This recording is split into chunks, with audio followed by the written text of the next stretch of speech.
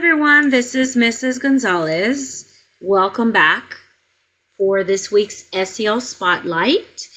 As you know, this is an extension or a continuation of last week's SEL Spotlight on being assertive. If you didn't have a chance to watch last week's Spotlight, I invite you to pause and take a moment to browse our video library and view the introduction of the topic that we are talking about today. Last week, if you recall, we looked at the definition of 3 types of behavior. And I would like to ask you at this moment to bring out a piece of paper and divide the piece of paper into 3 parts or columns. One column at the top is going to have the word passive, the other will have aggressive, and the last of the 3 columns will have assertive. And I have an example for you to see here. I folded my paper in 3 and then I labeled my columns up at the top. And once you've labeled the top of each of your 3 columns, I want you to make drawings or write words under each column to express how each of these 3 behaviors looks and feels to you. You can use color, images, words to express your interpretation of each behavior. So go ahead and pause the video and do that. Hopefully you had a chance to fill in each column for passive, aggressive, and assertive.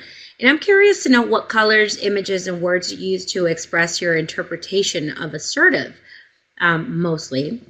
That's what I'm most interested in, is the column under assertive. How might people act when they act assertively?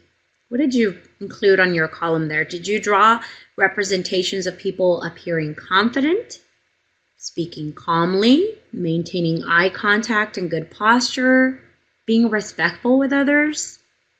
Did you draw representations of win-win situations, meaning the final outcome of their communication or interaction was so that both parties or all parties involved gained something in a respectful manner? Remember, you're on the same team, so all parties involved should walk away with a win. And when I say win-win, I don't mean that you're always going to get your way. That actually would be like a win-lose, probably. But if you use assertive communication and assertive behavior, that behavior is actually the best way to communicate what you want. And sometimes the fact that you can communicate your needs and be heard, so expressing your emotions, your feelings, is a win in and of itself. You don't keep that bottled inside, right? So assertive communication is the most effective way to achieve your goals. So what are some of the things that you can do to be assertive? What does that look like more in depth? Well, I'm going to give you a list here, and it's not exhaustive, meaning it doesn't cover everything, but they are tips to being assertive. And I'm sure that you probably will have some other ideas as well, which I'm actually going to ask you to share in a bit. But so we see on here tips to being assertive. You'll want to make sure that you're using words that show that you are responsible for what you are saying. So using some of those I statements, right? And having a good balance of I and you statements when you're speaking. You'll want to make sure that you're open, honest, and direct with what you're saying. And be sure that your body language and your words are sending the same message. I know that we've talked about this in the past before, but that is crucial, making sure that your body language and your words are in sync. Okay. We have some more here, some more tips.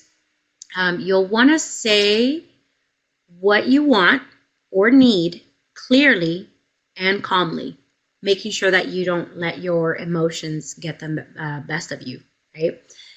Sometimes, especially when we're feeling frustrated, especially when we're feeling frustrated, we may be tempted to explode, or we might be tempted to yell or shut down, right? And the first step to not letting your emotions get to you is actually accepting your emotions. So accepting that you feel frustrated, and then communicating that in a calm manner. You'll also want to make sure that you apologize only when you have done something wrong. And this is something that I'm probably, not probably, I am guilty of. I sometimes apologize for things that are beyond my control. And apologizing for everything sometimes makes you come off as passive. So you want to make sure that you're not sending that message, right? And we have our last slide of tips here. Think about what the other person wants or needs. I'm not asking you to be a mind reader here, but I would hope that the other person has expressed their wants or their needs. So when you walk into that situation, walk in with the spirit of collaboration, not a spirit of like, I'm going to be a winner, or I'm going to, this is a power struggle. No, walk into it with a spirit of collaboration, trying to find a mutual resolution, or something that's going to resolve the problem where both parties or all parties involved walk away winning. And then you'll want to use good listening skills and ask for clarification. You want to make sure that you're separating opinion from fact. And this can be hard sometimes, especially if our emotions are in high, so staying cool, right? But asking for those questions to help clarify what is opinion, what is fact. And then lastly, probably my favorite one, practice saying no. Assertive communication means communicating in a gentle and respectful manner. And sometimes this is going to involve saying no. And it's okay to say no. It's hard for some people. That's why practicing is so important. And I do want to ask you, if you have any tips, something that I haven't shared, please include them on the video comments below for others to see, as far as how you can be assertive, okay? And I invite you to practice some of the tips that I shared and some of your peers also shared in the video comments. Making these changes in communication behavior is a major shift for some of you, and the easiest way to make this shift is to become self-aware and practice. And why is it so important that you practice these? Well, it's important that in order for us to live in a productive and harmonious society with one another, meaning we get along with each other and things go smoothly, we communicate assertively, as it is the most effective way to achieve our goals. And we want to make sure that we're, again, speaking clearly, calmly, confidently, respectfully, and we're using those good listening skills. So this brings us to the end of our presentation. I do want to thank you for joining us for this week's SEL Spotlight. This is Mrs. Gonzalez, hoping that you found today's topic useful to you in your life, and I will see you next week.